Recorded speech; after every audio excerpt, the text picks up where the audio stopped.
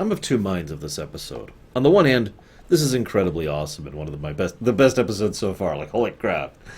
On the other hand, helicopter lightsabers. Fun fact. One of the first things I learned about Star Wars Rebels in process, like, I knew about the show starting, and I knew where they were going with it, and I knew it was the same team as Clone Wars, and I just didn't have time to watch it when it was coming out. But the first thing that really drew my attention back to the show was people complaining about helicopter lightsabers. I mentioned many episodes ago when I asked viewers and friends what they thought of Clone or Rebels. One of the most common things I heard was at least one person in every group complaining about the helicopter blades.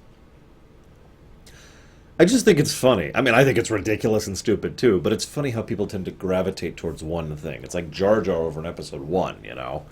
I mean, there's worse parts of Episode 1, at least I think so. So now that we got the helicopter blades out of the way, interesting design and visual approach for Malachor. I mean, I guess this could be Malachor, and it's because it's not Malachor 5, right? I mean, that makes sense. I do like the fake stars. I like the way they approach it. I still kind of would have preferred if it was actually, Korriban, but what the hell do I know? I find myself wondering if the dark side was actually what was necessary to enter. They were looking at it and trying to interpret. Ezra just put his hand on it, and there you go. I've been speculating this entire time that Ezra has been dabbling in the dark side. It looks like I was right, based on the events of this episode. And given Kanan's fears, that's logical as well. And of course he finds a crossguard lightsaber from the old people. That's a nice little lead into the Force the Force Awakens. And I mean that sincerely, by the way. Of all of the complaints I have about the AU, the so-called canon of Star Wars, the one thing I will never complain about is they've been putting a lot of effort into making sure that across the multiple mediums of books, comics, games, and shows, it's all been being kept into a little more strict continuity with itself, better than the EU usually was.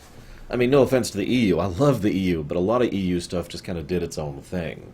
We could really define maybe a dozen or two works in the EU that more coherently fit with each other.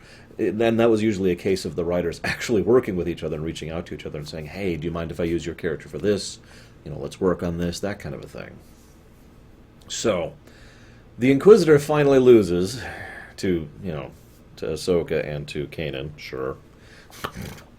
And then they start fighting and helicopter blades. And note the escalation thing continues. It takes 3 Inquisitors to be able to match Ahsoka plus Kanan. So once again, we see how the formula keeps kind of balancing and counterbalancing between the red blades and the good guys. But let's be honest. What everyone wants to talk about is something else in this episode. Now, I knew I shouldn't call him that. I knew Maul was in Rebels. As I said, I knew the bare-bones structure of the overall story. And my first thought about learning that Maul was in was like, why? Keeping in mind that I still hadn't seen all of Clone Wars back when I knew that, so I wasn't fully versed on his story.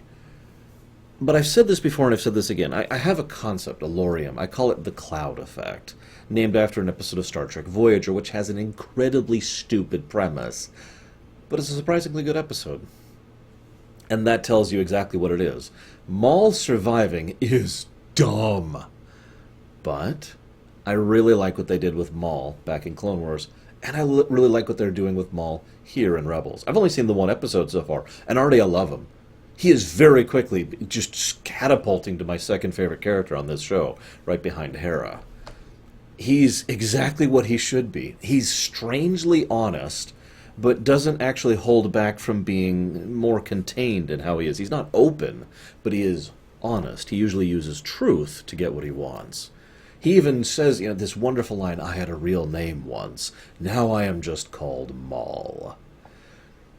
And he admits that the Sith took everything from him. And he goes down the list of losing his mother, losing his brother, losing his power, losing everything. And it's true. He was used as a weapon and discarded as trash, because that's all he ever was to Palpatine. And frankly, in some out-of-character ways, that's all he ever was to Lucas.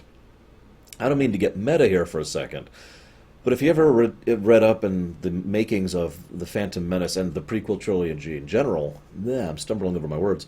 One of the biggest reasons Maul existed was so that a bad guy would lose in the film.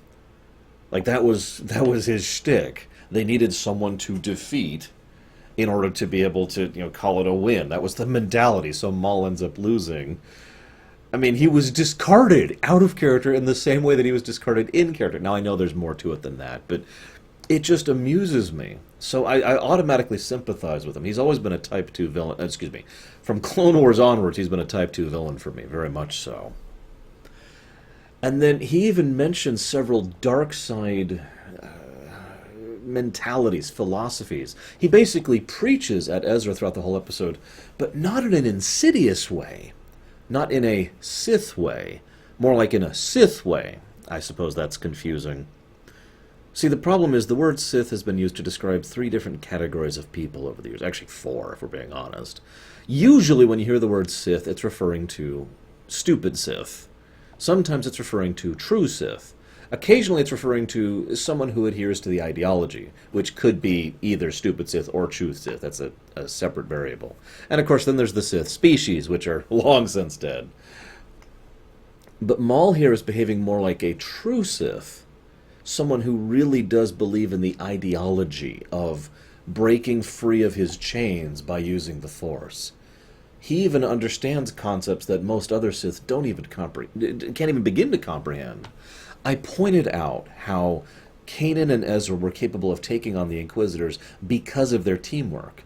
And despite literally visually watching this, the Inquisitors never tried to mimic it. They never tried to work together either. They're just there and still rivals. Maul, by contrast, has the mentality and the philosophy necessary to understand coordination and cooperation, the mutual benefits of that kind of a concept. Now, how much of this was burned into him by his horrible losses during the course of everything that happened back in the Clone Wars and the 15 years since, that's up to you. And it's worth noting that I'm pretty sure this happens after Solo. I'm not sure. I should look that up at some point. But the relevant point here is that Maul is a fascinating insight into the dark side without it being completely evil. And that's so rare that it deserves reference, in my opinion. It deserves being praised, to be perfectly blunt. We've barely ever seen the dark side seen in a way that isn't, incredibly evil, death to puppies. And so I like it when we get these little insights. So he teaches several things to Ezra about strength, about being willing to go as far as necessary in order to get things done, about how it's necessary to have 2, the way of the Sith. And I mentioned earlier the breaking the bonds, the breaking the chains, which is literally straight out of the Sith code. There's very good stuff about that. I like that. And of course, he even says, "Do not become like me." I feel like he means that. I could be wrong.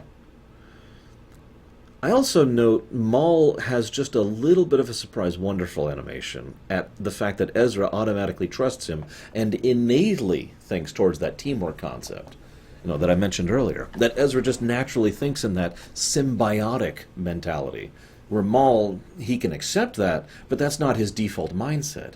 He was just like, okay, yeah, no, I can do that. And then when Ezra had to jump, he's like, "Don't worry, I've got you." And of course, everything makes it look like he's going to just take the hologram, but no, he actually was trustworthy. He's probably more than a little unhinged, especially as the last bit of the episode shows. And of course, he is still in many ways a villainous character. But I like these added depths and dynamics that this is adding to him. Now, I also love what he says. He gives a little quote, and it's a fascinating quote. "Sith holocrons are keys. They can open many doors." Now, he, of course, means that in a fairly literal sense, but I can't help but think that that is a metaphoric sense as well. And I'm not sure if he did that deliberately or not. Regardless, I'm very excited to see the continuation and conclusion of Season 2.